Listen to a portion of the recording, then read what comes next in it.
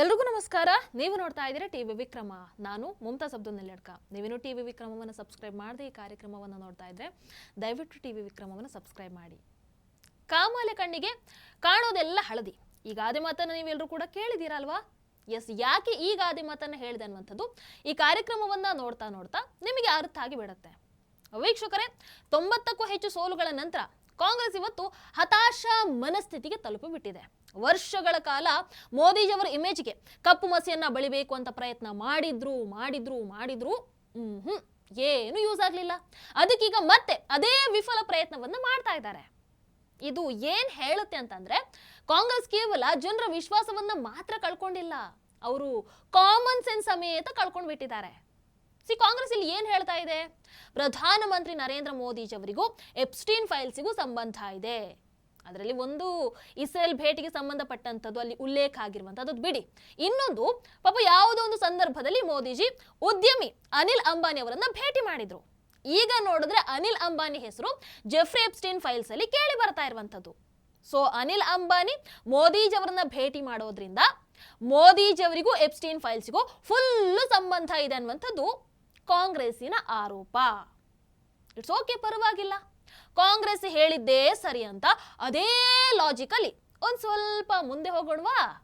S ವೀಕ್ಷಕರ, ಈ ಹಿಂದೆ ಮಾಜಿ ಪ್ರಧಾನಮಂತ್ರಿ ಮನಮೋಹನ್ ಸಿಂಗ್ ಕಾಶ್ಮೀರಿ ಪ್ರತ್ಯೇಕತಾವಾದಿ ಭಯೋತ್ಪಾದಕ ಯಾಸೀನ್ ಮಲಿಕ್ ನನ್ನ ಭೇಟಿ ಮಾಡ್ತಾರೆ. ಆಫೀಸಿಗೆ ಕರೆಸಿ ಪಾಪ ಸನ್ಮಾನ ಬೇರೆ ಮಾಡ್ತಾರೆ.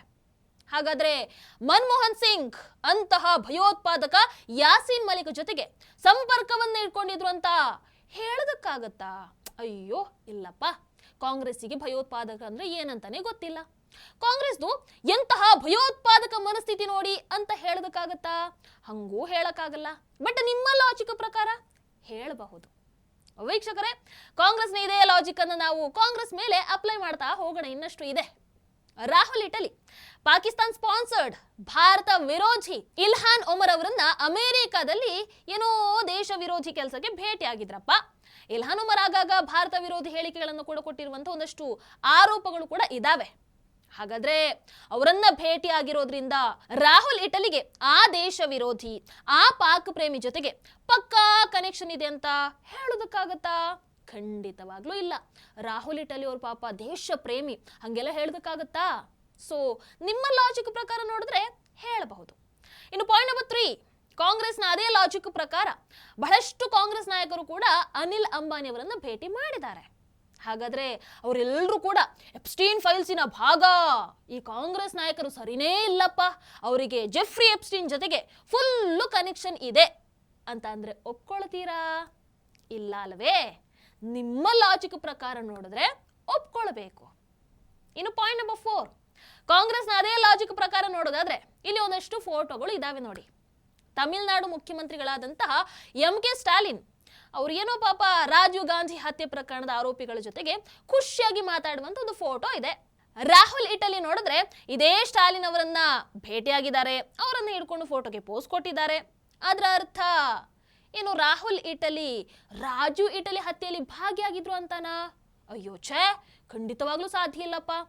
ಬೇಕಾದ್ರೆ ನೀವು ಇದನ್ನ ಹಿಡ್ಕೊಂಡು ನಮ್ಮ ನಾಯಕನ ವಿರುದ್ಧ ಹಿಂಗೆ ಹೇಳಿದ್ಲು ಅಂತ ಕಂಪ್ಲೇಂಟೇ ಕೊಟ್ಟಿರಿ ನೀವು. ಬಟ್ ಏನ್ ಮಾಡೋದು? ಇದು ನಿಮ್ಮ ಲಾಜಿಕ್ ತಾನೇ. ನಿಮ್ಮ ಲಾಜಿಕ್ ಪ್ರಕಾರ ನೋಡಿದ್ರೆ ನಾನು ಹೇಳಿದ್ದು ಸರಿ ಇದೆ. ನಿಮ್ಮ ನಾಯಕ ರಾಹುಲ್ ಇಟಲಿ, ಅದೇ ರೀತಿ ಕಾಂಗ್ರೆಸ್ ಪ್ರಧಾನಮಂತ್ರಿ ಮೋದಿಜಿಯವರ ವಿರುದ್ಧ ಎಪ್ಸ್ಟೀನ್ ಫೈಲ್ಸ್ ವಿವಾದದಲ್ಲಿ ಇದೇ ಲಾಜಿಕ್ ತಾನೇ ಬಳಸ್ತಾ ಇರೋದು. ಅದನ್ನೇ ನಾನು ಕೂಡ ಅಪ್ಲೈ ಮಾಡಿದ್ದು ಅಷ್ಟೇ. ಇನ್ನು ಪಾಯಿಂಟ್ ನಂಬರ್ 5 ಮುಗಿಲಿಲ್ಲ. ಲೇಖಕ ದೀಪಕ್ ಚೋಪ್ರಾ ಅವರ ಉದಾಹರಣೆನ ಬೇಕಾದ್ರೂ ತಗೊಳ್ಳಿ. ಅವರ ಹೆಸರು ಎಪ್ಸ್ಟೀನ್ ಫೈಲ್ಸ್ ಅಲ್ಲಿ ಬಹಳ ಸ್ಪಷ್ಟವಾಗಿ ಉಲ್ಲೇಖ ಆಗಿದೆ. ಅಂಡ್ ಈ ವ್ಯಕ್ತಿ ಜೆಫ್ರಿ ಎಪ್ಸ್ಟೀನಿಗೆ God is a construct but cute girls are real ಅಂತ ಬರೀತಾರೆ ನೋಡಿ. ಪ್ರೂಫ್ ಇದೆ. ಬಟ್ ಅನ್ಫಾರ್ಚುನೇಟ್ಲಿ ಅದೇ ದೀಪಕ್ ಚೋಪ್ರಾ UPA ಸರ್ಕಾರ ಇರುವಂತಹ ಸಂದರ್ಭದಲ್ಲಿ ಅಮೆರಿಕದಲ್ಲಿ ಭಾರತದ ಪರ ಲಾಬೀಸ್ಗಳಲ್ಲಿ ಒಬ್ಬರಾಗಿರ್ತಾರೆ. ಹಾಗಾದ್ರೆ ಇಡೀ ಕಾಂಗ್ರೆಸ್ ಸರ್ಕಾರಕ್ಕೂ ಜೆಫ್ರಿ ಎಪ್ಸ್ಟೀನಿಗೂ ಒಳ್ಳೆ ಕನೆಕ್ಷನ್ ಇರಬೇಕಲ್ವಾ? ಹಾಗಂತ ಹೇಳೋದಕ್ಕಾಗತ್ತಾ? ಅಯ್ಯೋ ಇಲ್ಲಪ್ಪ. ಬಟ್ ನಿಮ್ಮ ಲಾಜಿಕ್ ಪ್ರಕಾರ ನೋಡಿದ್ರೆ ಇದೆ ಅಂತ ಹೇಳಬಹುದು. ಇನ್ನು ಪಾಯಿಂಟ್ ನಂಬರ್ 6, ಇಲ್ಲಿ ಒಂದಷ್ಟು ಫೋಟೋಗಳು ಇದಾವೆ ನೋಡಿ. ಭಾರತ ಜೋಡೋ ಯಾತ್ರೆ ಸಮಯದ ಫೋಟೋಗಳು. ರಾಹುಲ್ ಇಟಲಿ ಪಾಪ ಅವರ ಪಾಡಿಗೆ ಅವ್ರು ಹೋಗ್ತಾ ಇದ್ರು. ಇವರೆಲ್ಲ ಬಂದು ರಾಹುಲ್ ಇಟಲಿ ಜೊತೆಗೆ ಫೋಟೋವನ್ನು ತೆಗೆಸ್ಕೊಂಡ್ರು, ಹಗ್ ಮಾಡಿದ್ರು, ಒಟ್ಟಿಗೆ ಹೆಜ್ಜೆಯನ್ನ ಹಾಕಿದ್ರು. ಈಗ ನೋಡಿದ್ರೆ ಈ ಫೋಟೋದಲ್ಲಿ ಅಂದ್ರೆ ರಾಹುಲನ್ನ ಭೇಟಿ ಮಾಡಿದಂಥವ್ರು ಅವರು ವಂಚಕರು, ಗಲಭೆಕೋರರು, ಮೋಸಗಾರರು, ದುಷ್ಕರ್ಮಿಗಳು ಅಂತ ಒಂದಷ್ಟು ಆರೋಪಗಳು ಅವರ ಮೇಲೆ ಇದ್ದಾವೆ. ರಾಹುಲ್ ಇಟಲಿ ನೋಡಿದ್ರೆ ಇವರನ್ನೆಲ್ಲ ನೇರವಾಗಿ ಭೇಟಿ ಬೇರೆ ಮಾಡಿದ್ದಾರೆ. ಅವರನ್ನ ಹೆಂಗೂ ಜೈಲಿಗೆ ಹಾಕಬೇಕು. ಈಗ ರಾಹುಲ್ ಇಟಲಿ ಅವರನ್ನ ಭೇಟಿ ಆಗಿರೋದ್ರಿಂದ ರಾಹುಲ್ ಇಟಲಿಯನ್ನ ಕೂಡ ಜೈಲಿಗೆ ಹಾಕಬೇಕು ಅಂತ ಹೇಳೋದಕ್ಕಾಗತ್ತಾ? ಅಯ್ಯೋ ಇಲ್ಲ, ತಪ್ಪಾಗಬಿಡುತ್ತೆ. ಪ್ರಧಾನಮಂತ್ರಿ ನರೇಂದ್ರ ಮೋದಿಜಿಯವರ ಮೇಲೆ ನೀವು ಬಳಸ್ತಾ ಇರುವಂಥದ್ದು ಕೂಡ ಇದೇ ಲಾಜಿಕ್ ಅಲ್ವಾ? ಅದರ ಪ್ರಕಾರ ನೋಡಿದ್ರೆ ಜೈಲಿಗೆ ಹಾಕಬೇಕಾಗಬಹುದು. ಕರೆಕ್ಟ್ ತಾನೇ? ಇನ್ನು point number 7, Rahul Italy Meera Nair ಅವರನ್ನು ಕೂಡ ಭೇಟಿ ಮಾಡಿದ್ದಾರೆ. ಆಕೆ ಜೊಹರಾನ್ ಮಮ್ದಾನಿಯ ತಾಯಿ. ಕಾಂಗ್ರೆಸ್ ಸರ್ಕಾರ 2012ರಲ್ಲಿ ಮೀರಾ ನಾಯರ್ಗೆ ಪದ್ಮಭೂಷಣ ಪ್ರಶಸ್ತಿ ಬೇರೆ ಕೊಟ್ಟಿತ್ತು. ಈಗ ನೋಡಿದ್ರೆ ಮೀರಾ ನಾಯರ್ ಹೆಸರು ಎಪ್ಸ್ಟೀನ್ ಫೈಲ್ಸ್ ಅಲ್ಲಿ ನೇರವಾಗಿ ಉಲ್ಲೇಖ ಆಗಿರುವಂಥದ್ದು. ಹಾಗಾದ್ರೆ ರಾಹುಲ್ ಇಟಲಿ ಭೇಟಿ ಮಾಡೋದೇ ಇಂಥವರನ್ನ. ಕಾಂಗ್ರೆಸ್ ಸರ್ಕಾರ ಇಂತಹ ಅಮೂಲ್ಯ ಪ್ರಶಸ್ತಿಗಳನ್ನು ಕೊಟ್ಟಿದ್ದೇ ಇಂಥವರಿಗೆ ಅಂತ ಹೇಳೋದಕ್ಕಾಗತ್ತಾ? ಅಯ್ಯೋ ಇಲ್ಲಪ್ಪ.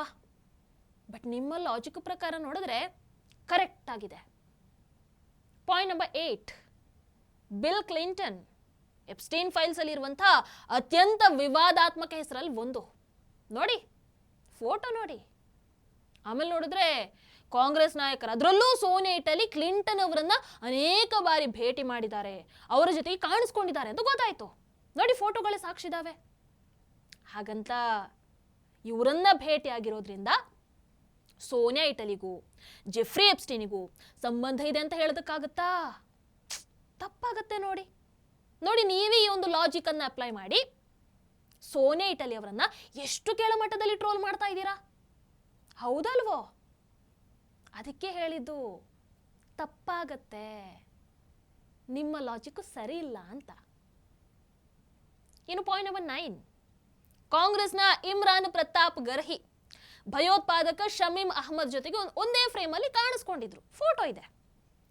ಹಾಗಂತ ಕಾಂಗ್ರೆಸ್ಸಿಗೆ ಭಯೋತ್ಪಾದಕರ ಜೊತೆಗೆ ಲಿಂಕ್ ಇದೆ ಅಂತ ಹೇಳೋದಕ್ಕಾಗತ್ತಾ? ತಪ್ಪಾಗತ್ತೆ. ಕಾಂಗ್ರೆಸ್ಸಿಗೆ ಭಯೋತ್ಪಾದಕರಂದ್ರೆ ಏನಂತಾನೆ ಗೊತ್ತಿಲ್ಲ. ಇನ್ನು ಕಾಂಗ್ರೆಸ್ ಪಕ್ಷ ಆತನನ್ನ ಸಸ್ಪೆಂಡ್ ಮಾಡೋದಕ್ಕಾಗತ್ತಾ? ಇಲ್ಲ. ಯಾಕೆ ಸಸ್ಪೆಂಡ್ ಮಾಡಬೇಕು? ಏನೋ ಒಬ್ಬ ಭಯೋತ್ಪಾದಕನ ಜೊತೆಗೆ ನಿಂತ್ಕೊಂಡಿದ್ದಪ್ಪ, ಫೋಟೋ ತೆಗೆಸ್ಕೊಂಡಿದ್ದ, ಏನಾಗಬೇಕು?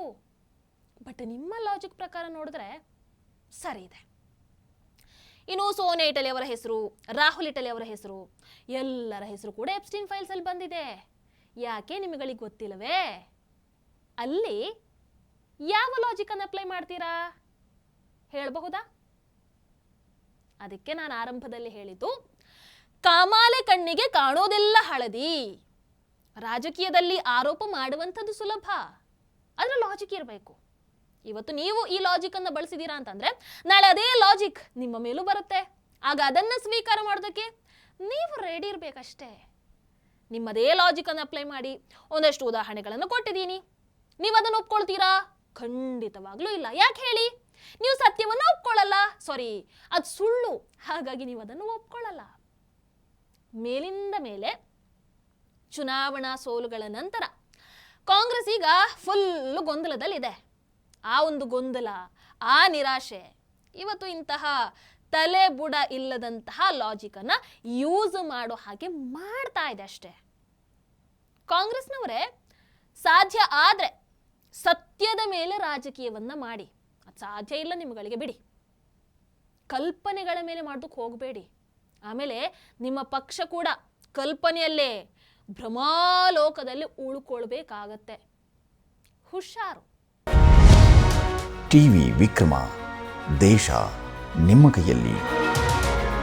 ಈ ಕಾರ್ಯಕ್ರಮ ನಿಮಗೆ ಇಷ್ಟ ಆಗಿದ್ದಲ್ಲಿ ಲೈಕ್, ಶೇರ್ ಹಾಗೂ ಕಮೆಂಟ್ ಮಾಡಿ.